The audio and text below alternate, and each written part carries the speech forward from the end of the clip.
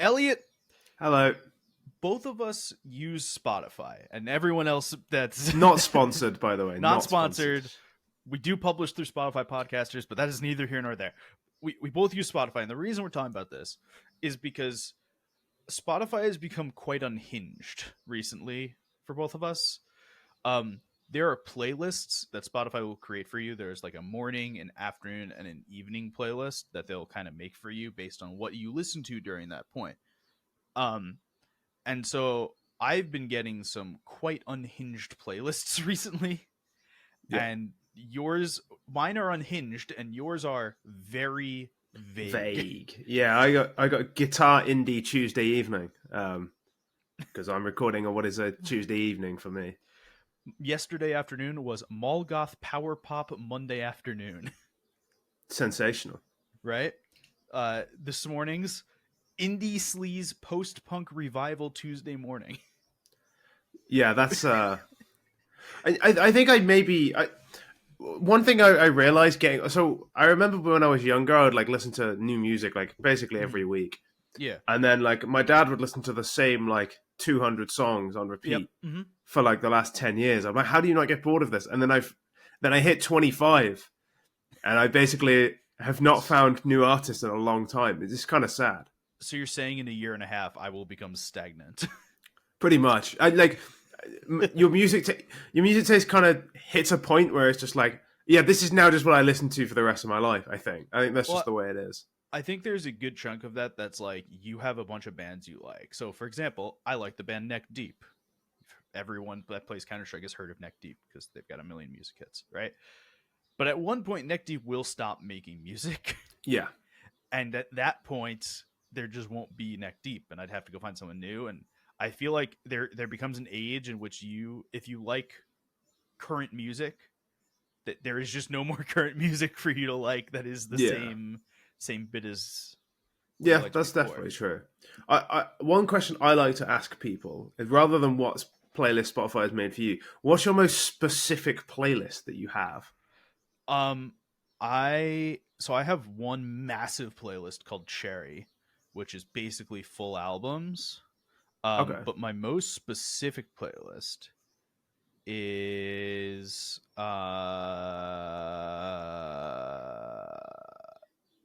you know what? My most specific playlist is a playlist called Secret Halloween Playlist. Nice. Which has the Secret Halloween. I think it's a book cover or something, or maybe a game cover, and it is just all Halloween songs that we made for my roommates and I made for a Halloween party 4 years ago, and has still stayed on my Spotify. But nice. I think the weird specific playlist for me is actually the Spotify blends. So I have them with a bunch of friends, and we'll get like a bunch of there'll be like some metalcore in there, pop punk, rock, and then once in a while it'll just have like a random country song in there, because we have like one friend who will listen to some country and just like randomly in the middle of a country song. It's really funny. So I think those are the most specific ones. So I have a couple of shared playlists, which are kind of fun. Yeah, but I have a playlist that is ostensibly for like when the other people you're listening to it with you. So it's a lot more public facing stuff. It's like the part of my music taste that is more socially acceptable, but then mixed in with a little bit of stuff that I would listen to on my own, just so you still know it's me. I think that's kind of my most specific one. But I used to have mini playlists that were just songs that I knew my friends hated, like their individual names, so that if I ever make a group playlist with them, I could put them in just to. So them. This is the last Spotify story we'll talk about. When I was in college, we had like a TV in the main room of our apartment that we had like 4 people in, and my roommate's girlfriend, she didn't live with us, but she was there very frequently. She's great. Everyone in that apartment was great. But I'd go to class at like 7 p.m. to 10 p.m. or something like that. I'd have like once a week super long class, and I was logged into Spotify on the TV, so that way we could play stuff just through the TV, or maybe it was through the PlayStation that we had hooked up to the TV. Either way. Yeah, I'd go to class and I'd see that they'd be playing some sort of music on the TV, Now, for what it's worth, it's music I generally wouldn't listen to. It'd be like Drake or something else, and just like, or like rap or country or something that I don't generally listen to, right? But Spotify has the ability for you to control one Spotify instance from another device. Yeah. So I just randomly chuck some songs in there. And I'd get texts that were like, "What the fuck is going on?" And it was. You got to play dumb at that point. I've got no idea what you're talking about. I have no clue. I've never seen this happen before. It definitely doesn't only happen on Tuesdays from 7 to 10 p.m. while I'm in class.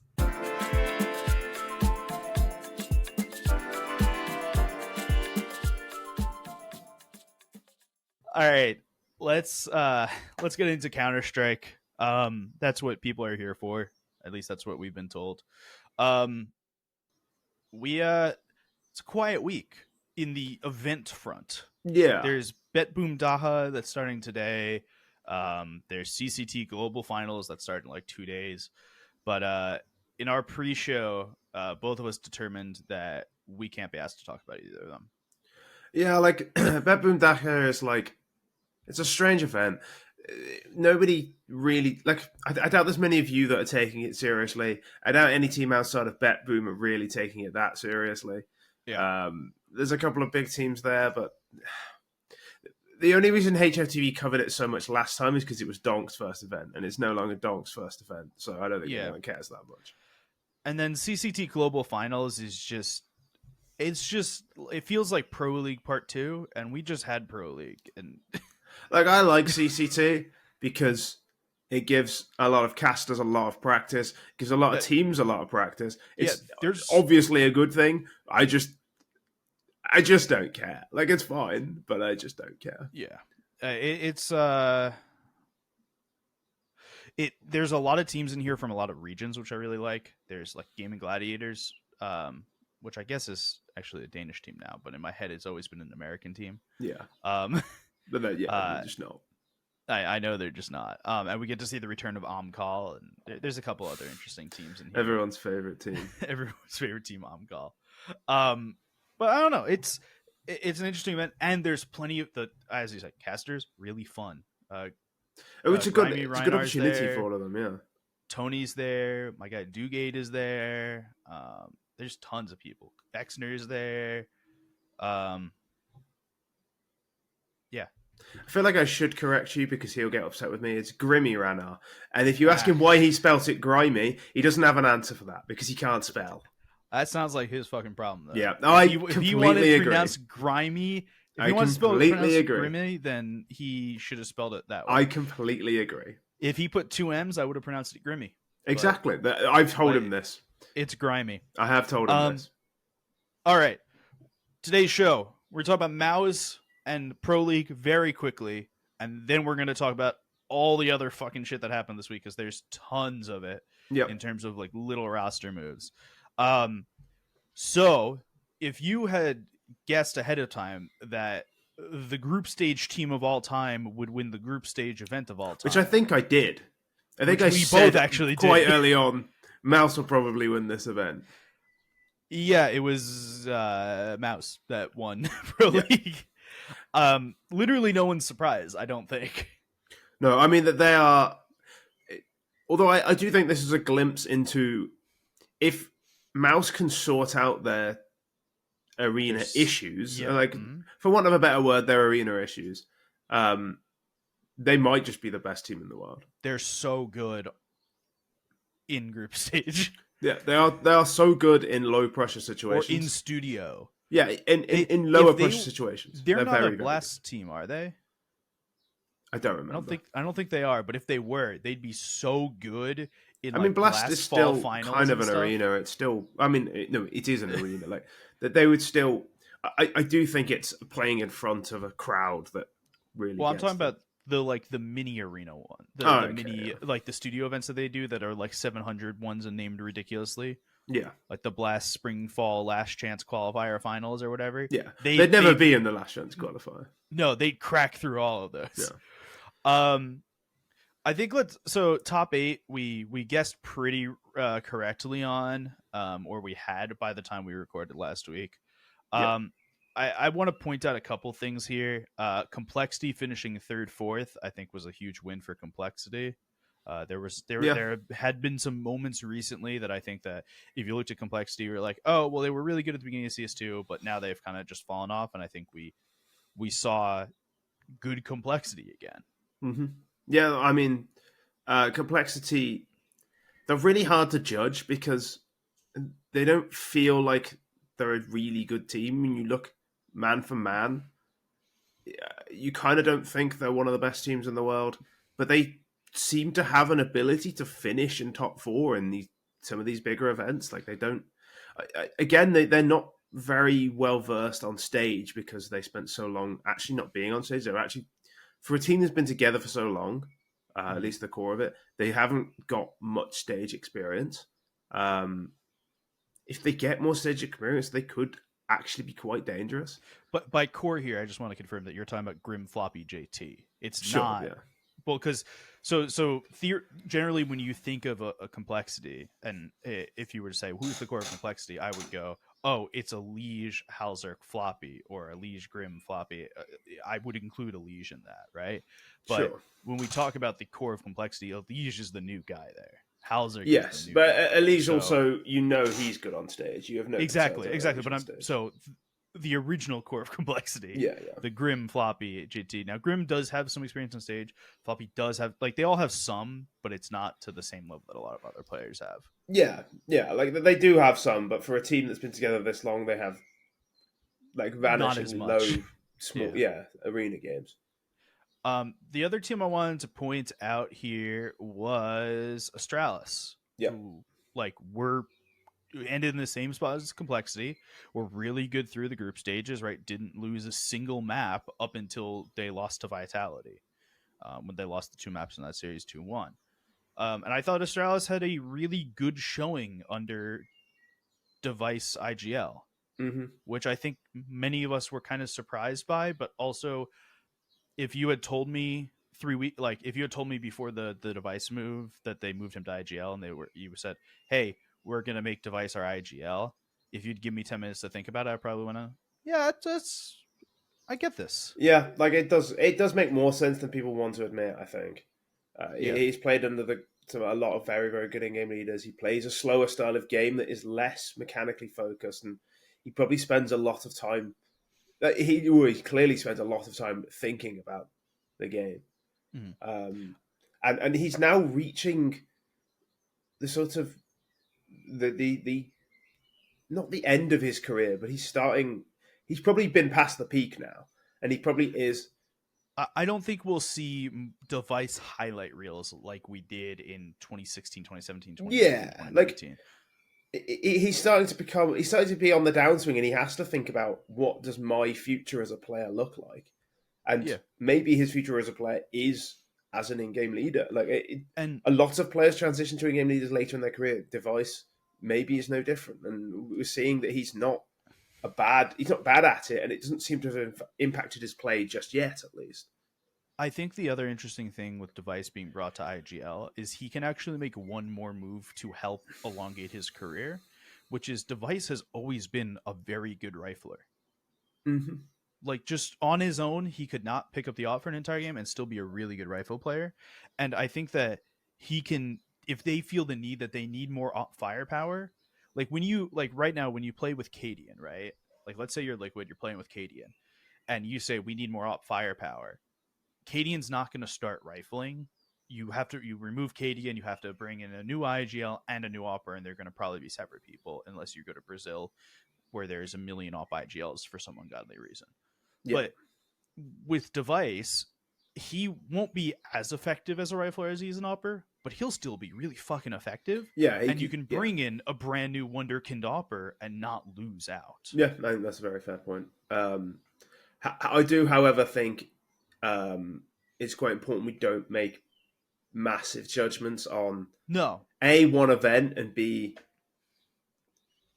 it is a lower pressure event because there's no it's the group stage of events. Yeah, like Astralis will have a few events a year where they do really well, and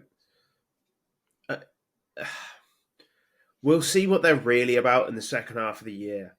I think Cologne plus the second major really sets apart who's here to stay and who's flavor of the month. Yep, I agree. Let's start talking about Apeks, the team, not the player. So Apeks, as we had noted on 2 weeks ago, was put completely on the transfer list, and 3 of the 5 all players except for STYKO were put on the transfer list. STYKO was a free agent. All 3 of the 5 players have now signed with new teams. So let's go through them because it's interesting. So the 2 players that did not get signed yet are Kashanito and Sense.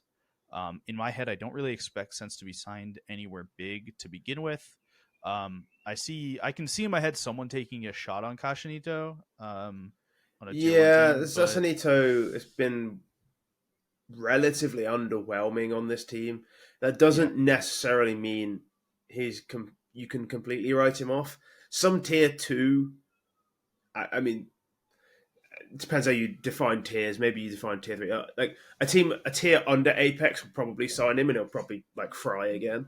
Yep, I think that might be where his career takes him. Like he might just end up being the sort of player who is a lower tier stomper who doesn't quite have enough to make it, or he might one day make that leap.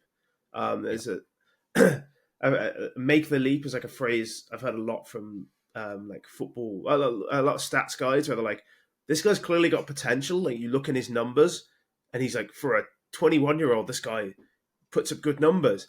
But then there is always one season where they make the leap, or it never comes up. There's one season where they make the leap and they go from promising to, oh, okay, this guy's just top class now. Sassanito hasn't made that leap yet. Maybe he will, maybe he won't. I do think this time on Apeks will have hurt his reputation a little bit, but I'm pretty sure he can drop down a tier and still just like frag the fuck out. Yeah. So let's talk about one of the players that did get signed to a new contract, which is STYKO, who gets signed to Monte. Yeah. Which makes everything a little interesting here. So Monte had recently, they lost Sumdai Young. That was a mutual consent leave, and then Bro was signed to Astralis. So they are missing 2 slots. They brought up Gimzi and Ryu from their academy roster, but both are now back down to the academy roster. Yeah. It seems that there is some kind of thinking here. So they've signed STYKO here. So it will be Waro2K, DemQQ, Krasnal, and STYKO. And there's rumors that the final slot is for Haji. Yeah, it is. A former 3D Max. I'm pretty sure by the time this is released, Haji will also have been announced. It's in the HLTV article. It even says it's Haji. Yeah.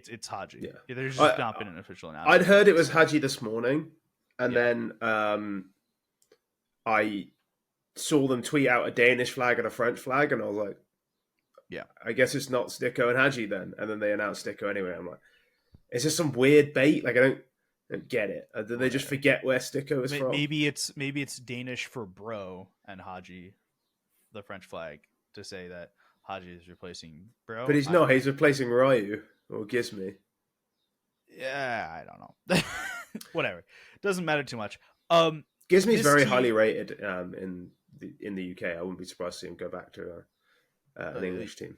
He's back on Monte Academy right now. We'll see if that sticks. This team though, I have firepower concerns a little bit. But I also see the idea.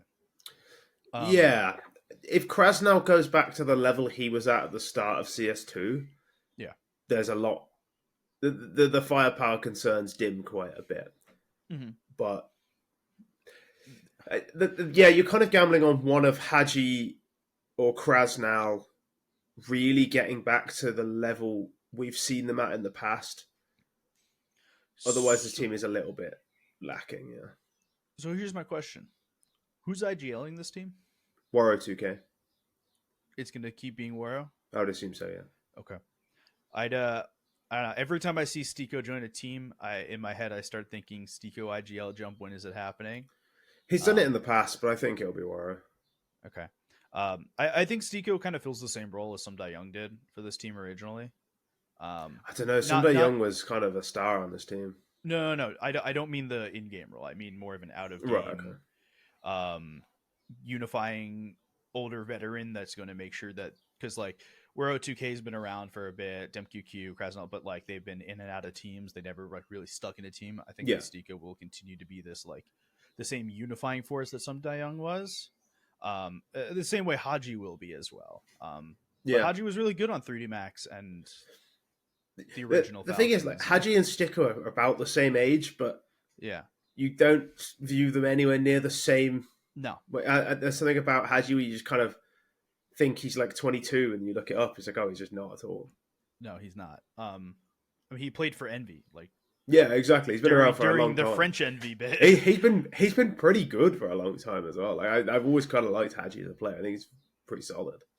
I agree. I think this team is fun. I don't expect this team to win tournaments. Yeah. I don't think adding Haji and STYKO says, oh, we're going to start winning tournaments. But do I expect they'll do well? Do I expect they qualify for Shanghai? Yeah, absolutely. Do I expect that they'll go to Cologne and not be the worst team in Cologne? Yeah. It's important that Monte have a secure 5 because they're a team who, or certainly an organization and previously a team that seem to really value playing thousands of maps. Yes. Just playing the game endlessly until they get good. And they can't really do that until they have a settled 5. Now it seems like they have a settled 5. I think they can actually start to rack up these minutes, rack up these reps, and get back to the Monte we saw last year. So, the other 2 players that got signed were Nawwk and Jkaem, who I'm not going to say I called it because I didn't call it, but I kind of called it. Yeah. Because I said that Jkaem is available and JKS is available, and they could make a Renegades remake. Yeah. I was right in the Renegades remake. It just wasn't with JKS. It was with their coach Kassad. Yeah. As BLEED have signed Nawwk and Jkaem to replace VLDN and Cirque. Now, I want to talk about these individually. Hard upgrades. I think they're both hard upgrades. So, but I have more notes to say on the Jkaem for VLDM and bit than the Cirque. So Nawwk over Cirque any day of the week. I don't think that I need to talk anyone into Nawwk being a huge upgrade over Cirque. Nawwk's significantly better than Cirque. Cirque doesn't. I haven't seen Cirque play like the Cirque of 2020 EG in a really long time, and I don't know if he can get it back. I don't know. When he was good, he was so reliant on his mechanics that there was never a fallback plan if his mechanics were no longer like top 5 in the world. So Vladin, though, for Jkaem for Vladin, it is an upgrade.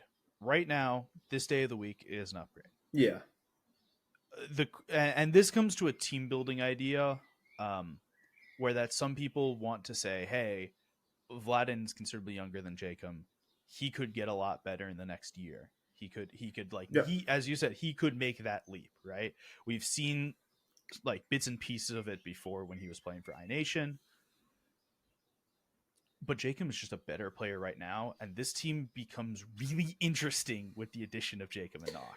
Yeah, so this is, as you mentioned, it does make the team significantly older. Like, they're not a young team, BLEED, so they do kind of need to start winning soon. But esports is weird in that being younger isn't really considered as much of a benefit as it is in other sports. And I'm not 100% sure why. I think people like to deny the fact that age is a factor. But this team has to actually start performing now, because I don't think this team has age on its side. I'm going to go now and look at the actual ages of these players. So it's an average age of 25 and a half. See, it's a Counter-Strike is a zoomer's game, man. Hampus is 25, Favin's 24, Cypher is 21, Nawwk is 26, and Jkaem is 30. Yeah, so Cypher's really the only one under 23. So I do have a but here, right? Which is Jkaem, obviously, he has lost steps since being on FaZe almost 10 years ago. Yeah. On the other hand, Jkaem's still really fucking good. He is. That's like my concern. Isn't that these players aren't good. It's that if this team doesn't win now, you don't have correct. Like, you can't go. Oh, it's not like when MOUZ were kind of doing badly with exertion and that, and you're like, well, yeah, but if we get it wrong this time, we cut degster for another in-game leader. Eventually, exertion's going to be one of the best players in the world. Eventually, Torji's going to be one of the best AWPers in the world. Right? You can believe in that. If this team doesn't start winning events, even if they're tier 2 events, if this team doesn't start going to the major, what do you hang your hat on? What is there to go? Like, well, it's okay. We've got next year. Like, this team. I agree. This team has a sell by date. I agree, but I think this team also, if they can get their shit together, that's a big if. But if they can get their shit together, this could be a pretty good team. I wouldn't say this is I'm not saying this is a championship winning team. I'm not saying this is a tournament winning team. But I could see this team get really high in the group stage, make a playoff go at round 1 or something like that. Yeah, there are good players on this team. I think this is like a way. Fundamentally, I disagree with most people when it comes to professional sports. That if you're not trying to win or make money, what the fuck are you doing?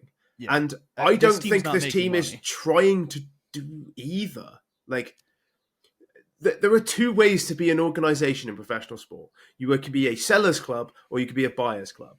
And a sellers club is aiming to take young players and make them or really undervalued older PKs players and sell them. Yeah, a buyers club is trying to win. Mm-hmm. I don't know which one BLEED are in because they're not going to sell Jkaem, Hampus, Nawwk. Maybe you could probably sell Fathom for profit. I don't think you're going to sell the other 3 for profit. So you're sinking money Cypher, I could see being sold for profit. And like, what's the plan to make? I guess the plan to make money is to go to 2 majors, and therefore you've made money. But that seems like a massive gamble with this team. Yeah, especially because this is a Europe team, right? So BLEED as an organization is Singaporean, I believe, right? And so if they sign it at the beginning of this project, when they signed Kassad, I went, are they going to make a team in Asia or are they making a team in Europe? And they said Europe, and they've been making this team in Europe. And I just, this team can't compete in Europe as much as as much as other teams. Like, we just talked about Monte. I think Monte is a better team than this. Yeah. But even Monte, you sort of see the folly of competing as an org like this. So we always say in our podcast that something is inevitably going to happen once we stop hitting the record button. Today it was 3 hours after we stopped the record button. And so now it is 7:45 p.m. Eastern, or 12:30 in the morning for Elliot. Yeah. And we had to do a little addendum because we recorded on Tuesday this week because of travel obligations. So we felt it necessary to add a little bit here about BlameF. We've either talked before in this episode or after in this episode, because I don't remember where this is going, about Blame for 5 seconds. And we talked about BlameF more specifically last week. Yeah. Right? When we talked about Thorin and this BlameF article that he put out. So Fnatic have signed BlameF and he's replacing QB. Now Fnatic was on the list of that Thorn made a week ago. Yeah, I believe I said it made a lot of sense. He felt like a Fnatic player. Yeah, it was the last team on the list. Yeah.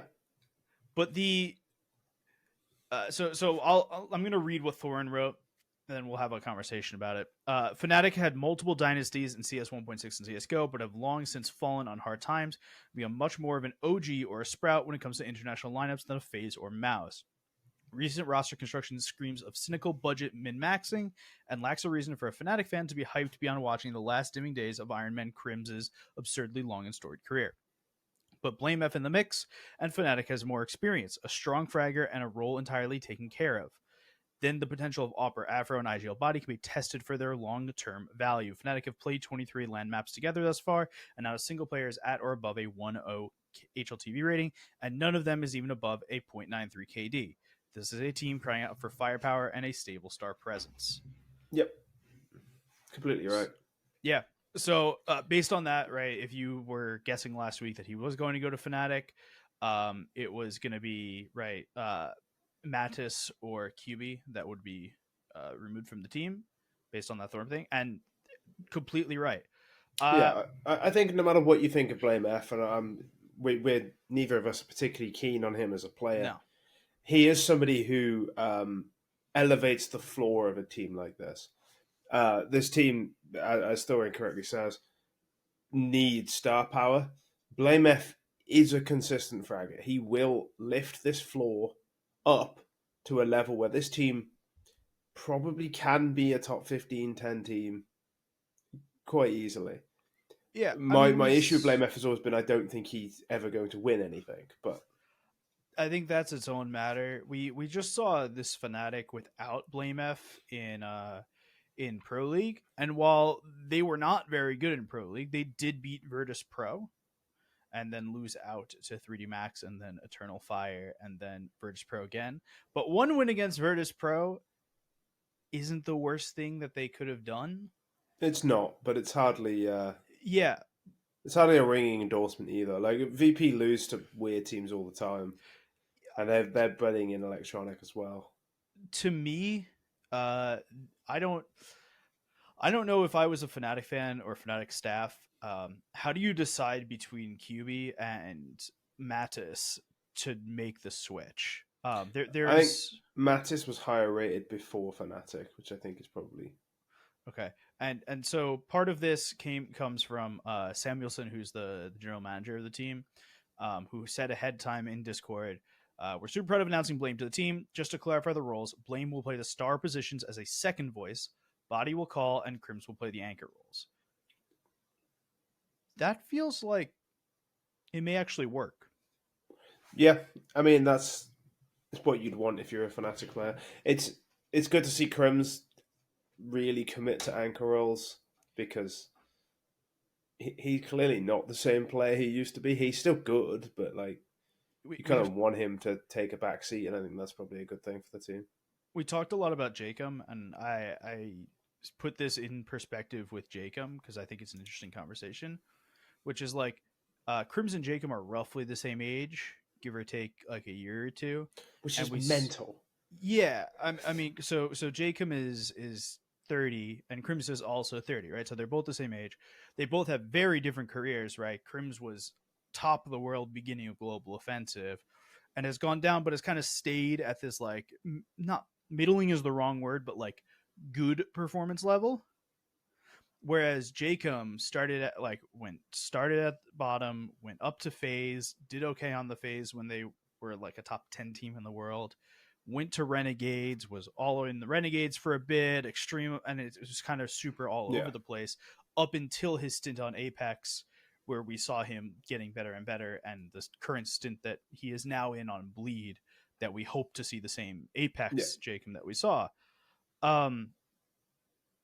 But it's one of those things where we spent 5-10 minutes earlier or later talking about Jkaem in this like positive light in this BLEED move, but we're not spending the same time talking about Krimz in that way. Not that it's a bad thing, but that's our nearest point of comparison, I think. Yeah, I think the difference is that Krimz has been on this team for 8. Like, it's not that they've gone out of their way to pick up Krimz like BLEED did with Jkaem. So it's a case where, they're just keeping Krimz on a young team to be the sort of anchor, the stable presence, the solid voice, and the rest of the team around them is a little bit. I mean, actually, BlameF is like, I think he's 26 or something. He's kind of 26. Yeah, so he's not actually that young. So again, it's a move where they're trying to start winning, but they do have the young players in Matisse. In Matisse, that's it. Yeah, I guess that's true. I guess it seems older than I mean, Afro's 24. Body's still young, but he's just not, is he? Like, no, Body's 27, Afro's 24. I mean, we said with the BLEED team, oh, the average age is 26. Yeah. Average age for Fnatic is 26. Yeah, that's true. There's a lot of similarities here between this team and BLEED. And yeah, I guess the difference is there's more faith that BlameF gets you in the top 10 than anyone else on BLEED. I was going to say, I think that on a player-by-player matchup, if you go on this, that the only players that win is Jkaem and Nawwk. Jkaem versus Krimz. You have right. I'd Nawwk, say it's pretty even, but I'd say Nawwk wins over Afro. Yeah, I think that's fair. At this point, I don't know what to think of Cypher, so I can't even put him on the board. I think Cypher recently has been frying. I think he's probably better than Mattis right now. Okay, and then so we're gonna say Fav and BlameF. BlameF wins that as much as I hate saying it. And then could say that, Hampus to body is negligible, right? Like I'd probably take body, honestly. I'd probably take body too, but we have individual faith in. Yeah, it comes down to the fact that Fnatic have a genuine star, and again, neither of us are BlameF's biggest fans, but he is a tier above these players. He's also more proven. Yeah. As much as we what you're getting with him. The only time that say Cypher is your star on BLEED, which I think is not. I think it's pretty correct. I've not watched enough of them to know in terms of their roles with the star. Yeah. Cypher has put up some really good numbers in the last few months, though. Yeah. So say Cypher is your star on BLEED. I'd be willing to say he's your best non-op player that's on BLEED. Yeah, I'd say so. I think Nawwk it's a different rubric we grade oppers on. Mm-hmm. So I'd say he's your best non-opper. And BlameF is obviously your best non-opper on Fnatic. There's a lot more trust and receipts for BlameF in history than there is for BLEED. Yeah, almost certainly. I think that's the reason I look at this move slightly differently. But you are right to point out that actually they're both on a timer. Like they both only have one player under 24. Like that's worth pointing out and worth considering when you're building a team like this. Like this team has to work, or the resale value is probably lowering from this point. And BlameF's contract will not be cheap. No, and not only that, but in my head, right, Jkaem probably has 2 or 3 more years left of him, even if he's not playing at the insanely high level he is right now. He will be a good support player. Even if he's not just playing hard anchor roles and stuff and he's just playing support, he will be a good support player. Krimz has kind of been in the support player anchor role for a little bit. Not a pure support player role, but he's already in that. This is going to sound so mean, but the end of life section of his career, right? When you put an operating system on end of life, there's a year left. Yeah. So, there will be another move to this probably within the next year, if not quicker. I mean, I don't know how much Fnatic management believe in this team as is for getting to Shanghai. That's the goal right here, right? And the same for BLEED is that both these teams need to be at Shanghai. Otherwise, you blow it up. Yeah, completely agree. But before we go, I have a great anecdote about Krimz. I'm in. So the other day, a few weeks back now, I went for a drink with Mezzy's brother, and he was telling me how they, he was saying I like to play CS, but I don't always have a 5-stack. And I was like, well, don't you have? Obviously, your brother's Mezzy, but he's got 2 other brothers who also play the game, and his dad plays the game as well. I was like, well, you got a 5-stack there. That's, that'd be amazing. Play 5-stack with 3 brothers and your dad. But he said one day he was playing with Mezzy, one of his brothers, and his dad, but they didn't have a 5th. And Mezzy says, "Go on." I'm sorry, I have an important question. Do they all play with the same fucked controls? Yes. Mezzy. Okay. Yes, they do. Yeah. That was a very important, important thing I need to ask. Please continue. So he's queuing with Mezzy, his brother, and his dad, and he says, "Oh, Mezzy says to me, I've got a 5th for us. Doesn't say who it is. Invites Krimz to the party." And there's this guy he says he's like a level 9 player. His dad's a few levels below, and then his brother was, I think, slightly worse. Whatever. He said, "I'm an AWPer." He said, "I've never played this badly in my life." He's like, "I'm absolutely bricking. I'm playing with the guy who's won 3 majors," and I'm like, I've never played this bad. He's like telling Krimz, I promise you, man, I'm not normally this bad. It doesn't normally happen like this. It's like, yeah, it's okay, man. Krimz doesn't fucking care. It's a face it pug he's playing with Mezzi's dad. He doesn't like. He probably wasn't expecting much. This guy was it's like properly bricking. It's like you imagine he's like, oh yeah, no, I've got us a fifth. And he just invites Krimz. Like, now I've got to try. Yeah. All right. Back to the rest of whatever we were talking about on this podcast. Or this is the end. Or this is the end. I don't know which. Which in that case, to me, ending the podcast. I mean, let's talk about the teams that these players came from, right? So Hampus came from NIP. Never mind. Favin came from Big. I'd say that Big is a better team right now than Favin. Yep. I know than BLEED. I know Favin was on the bench for them, but still. Cypher came from Into the Breach that literally doesn't exist anymore. Actually, they came from TSM, which is a worse team, but it shouldn't exist. TSM are the exact same problem where they're not trying to win and they're not trying to sell. So yeah. Like, there's no way they can really exist. I want to talk about TSM in a minute. We'll have a separate TSM discussion in a second. And then Nawwk and Jkaem. I think the Apeks team that was there before was a better team than this BLEED team. Yep. And I understand that Apeks had to leave the scene because of other issues, and I think it was a money problem somewhere in the. But there's like some of this that goes to I feel like Nawwk and Jkaem have joined a worse team, and I don't know if they make it better enough. Yeah. For them to win. Yeah, I think the way I view team building in quote unquote real sports and esports is very different to how other people do, and clearly like. Whenever you see broadcast talent go into it, so Henry D did the same thing. They try and make the best team they possibly can out of the players they can, which is fine, but you have to have a goal in mind. And I don't know what the goal is for this BLEED team. I don't know. Like, yeah, you've made the best team you possibly can for the next year, but then you're kind of I can't imagine these players are cheap, and. No. No shot. I don't know what the end goal. I personally, if I was signing Jkaem, maybe you sign Jkaem and Hampus, and then you sign 3 younger players. You keep Cypher. You sign 2 more like 22-year-olds who you think there is a ceiling here that hasn't been reached, and if they reach that ceiling, we can be a top 10 team. We can actually compete for events. We can be one of the biggest teams in the world, because that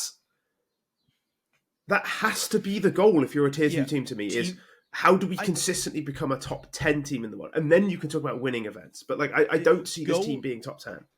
Go and look at ENTS. Go and look at MOUZ. Go and look at half the Brazilian teams that exist. Yeah. But Brazil also does the same thing where they just sign the best player they can and then they stagnate. Go look at Mongols. Yeah. Mongols continuously make changes when we go, why the fuck are they making a change? Mm-hmm. And then the change benefits them. They're not scared of doing it. And I wish more teams were kind of in the same way.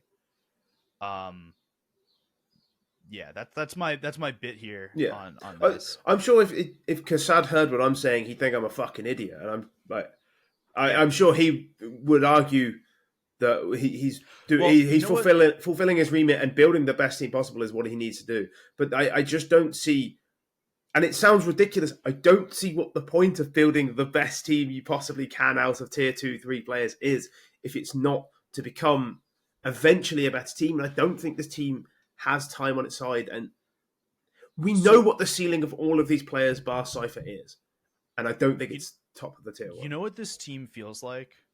And Kassad would really hate this if he heard it ever. Remember the Evil Geniuses roster that had Stewie and Rush and who else? Automatic. And it was like at the very end of We Are Evil Geniuses. Not the most recent one, but Breeze, Automatic, Hexed, Stewie was there for a minute. The Stewie, Automatic, Rush, Cirque, Breezy roster. That roster. The one that everyone went, why are you signing all these players? I'm not sure I co-sign this. It's clearly a much better team than that. But I agree this is a better team than that, okay? Yeah. But it feels like the same thing that we asked about Evil Geniuses then, which is you're obviously not bringing these players in to sell them, and you're obviously not trying to make money here. Yeah. So what are you doing? I think what I would say is, at least in America, being the best American team is a selling point to sponsors. Yeah, but they were the 4th best America team. Well, yeah, I mean, they thought they were going to be the best American team. Whereas, like you want to be the best international team, that makes you the best team in the world. Like, you're not going to be that. So you're just how do BLEED set themselves apart to sponsors? The only way they can do that is by being really good, and I'm just not convinced they're going to be really good. And I think they have to be, otherwise this team is a waste of time, because there's not much room for improvement. We know exactly how good nearly all of these players are. Again, I understand this will probably be quite unpopular because most people don't care about the long-term implications of building a team like this. They just want to see the best player they can.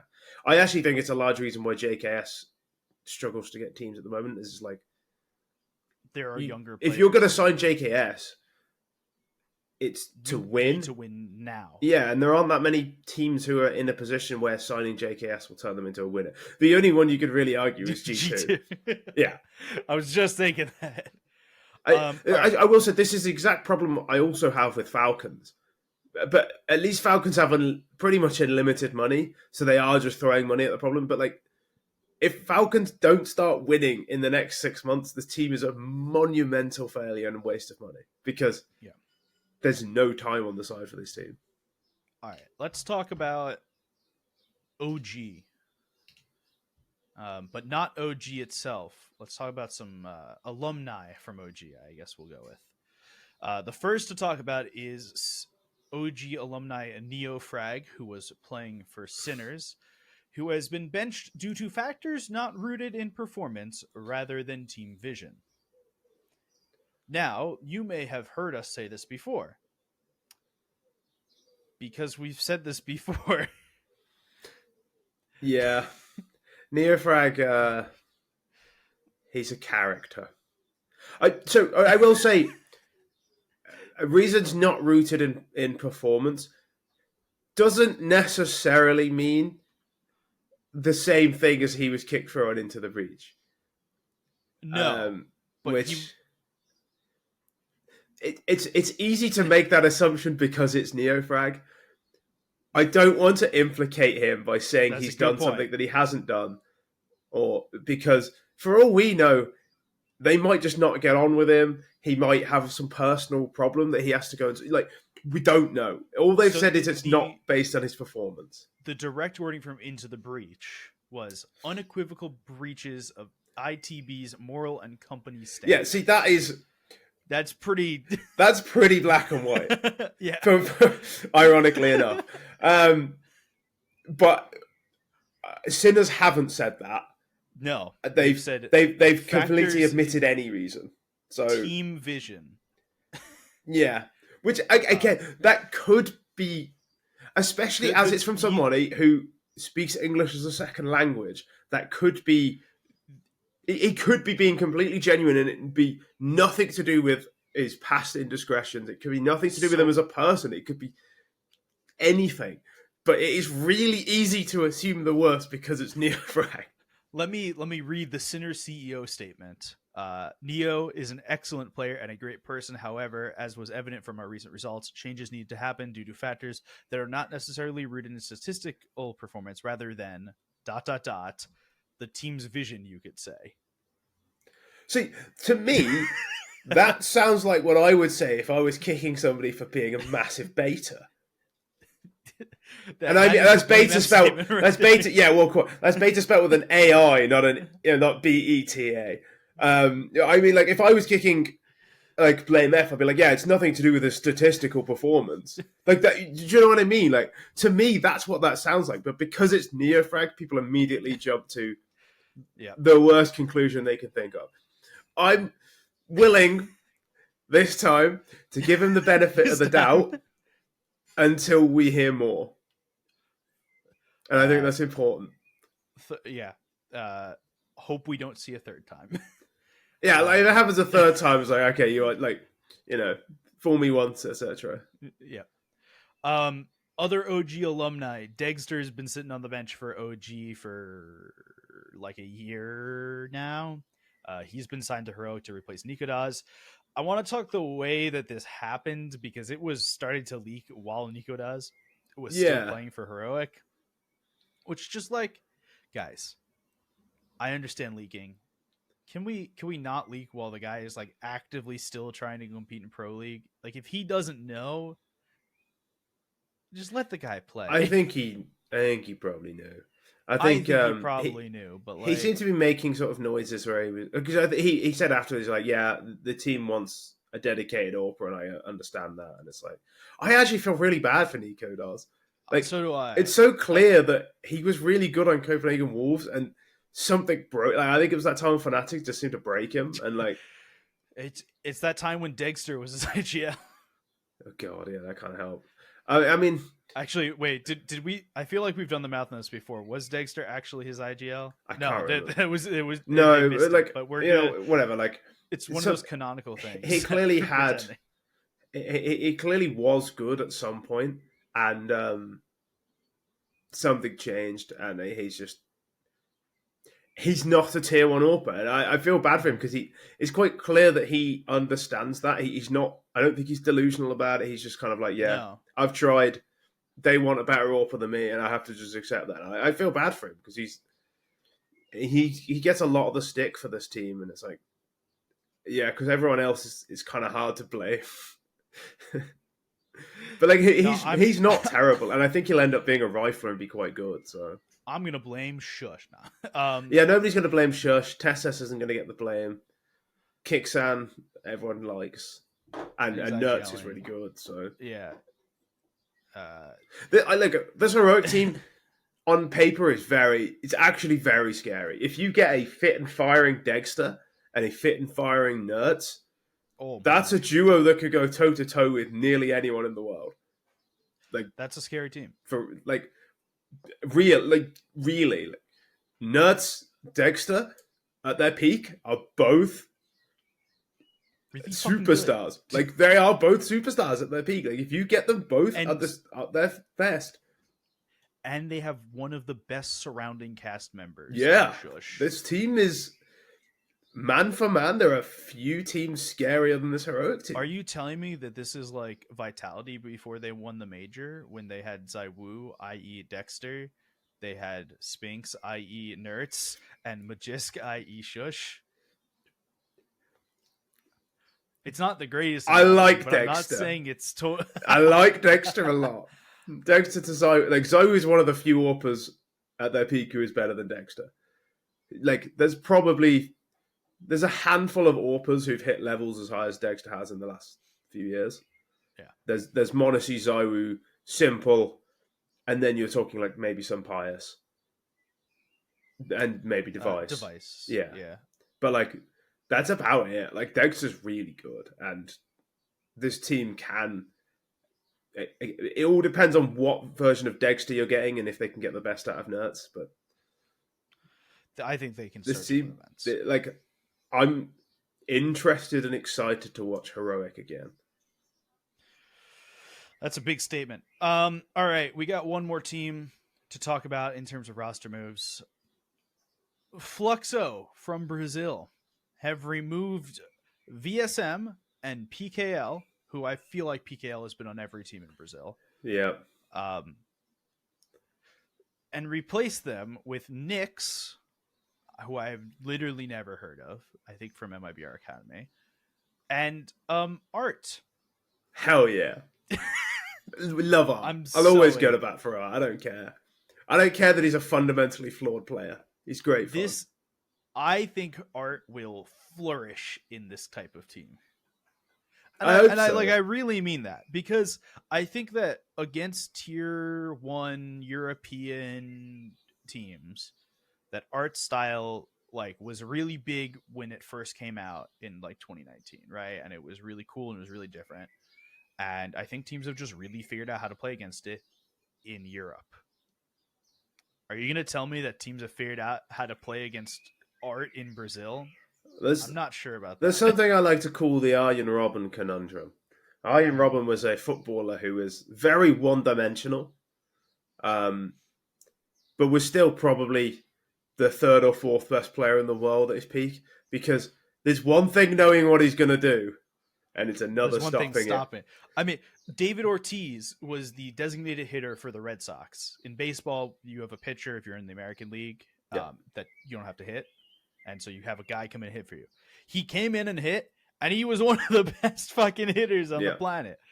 That doesn't mean you're gonna stop him suddenly. Yeah, exactly. Like, he's just gonna fucking smash the ball anyway. You know how Art's gonna play, but that doesn't mean you can necessarily stop him doing it. Yeah. Especially like the top teams figured him out eventually, and it was a shame. But even then, there were periods where when Chaos Harato was like, when you had to deal with arguably the best player in the world, like Furia was still really hard to stop. And I'd love to see an Art redemption. I've always liked Art. He just seems like a fun guy. The way he plays the game is so pure and so insane. I want Art to pull a Nafany. Yeah. In the way that you get kid from your original team, they go on, they bring in some like new IGLs, right? Art and Nafany are actually very similar players as well. Yeah, but then Art goes and basically starts his own team, which I don't think Fluxo is starting his own team in any degree, but no, brings the players in that he wants and kind of plays to his strengths in that team. Yeah. The same way Nafany is doing in BetBoom right now. And I think that would be interesting. We could see if they can get to that same point. Let me just look at Fluxo to make sure this is the team I think it is. Shea Jesus, Lukowski, Nyx, Art, and Zevi.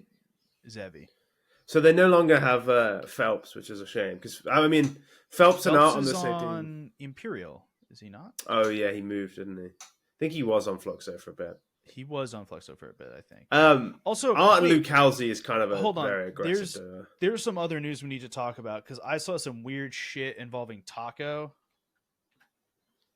I don't know what that means. The player Taco. No, I figured that much, but I don't know what weird shit means. I am remembering this as I speak it, and I'm going to find it right now. I saw some weird team that I thought Taco was signing to, or some like rumor. Hold on. This could be absolutely anything. This could be. You might have dreamt this. This is really funny if you dreamt it. It would be really funny if I did.